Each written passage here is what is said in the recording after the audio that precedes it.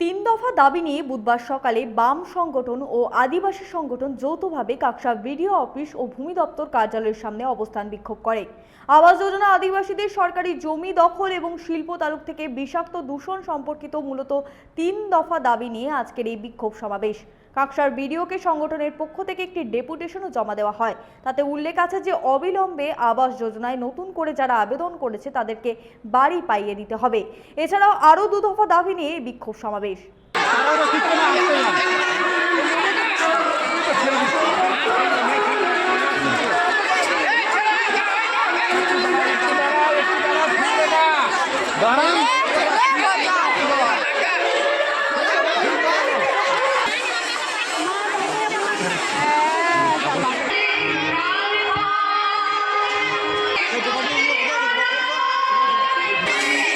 প্রায় 2600-র মতো মানুষ আবাস যোজনার জন্য নতুন করে ফর্ম নিয়ে কাকসার বিডিও অফিসে জমা দেয়। দফা দাবি নিয়ে আমরা গেছিলাম। প্রথম দাবি ছিল কাকসা ব্লকে বহু মানুষ আছে যাদের আবাস যোজনার ঘর পাওয়া প্রয়োজন। 2018 সালে তাদের তালিকায় নাম না থাকার জন্য তাদের বাড়িগুলো সার্ভে হচ্ছে না।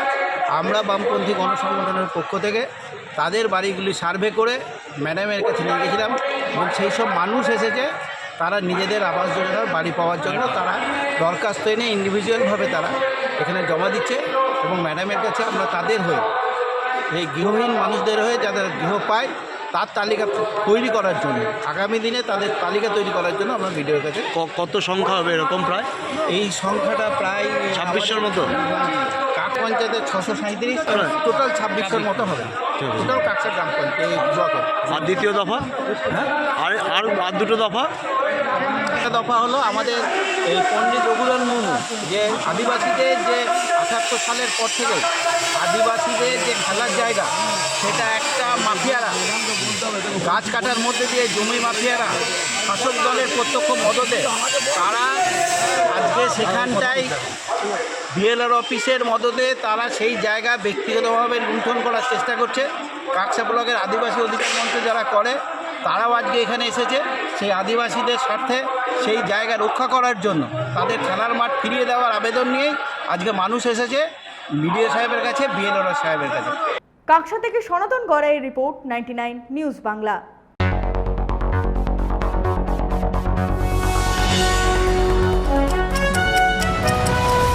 আপনারা দেখছেন 99 নিউজ বাংলা।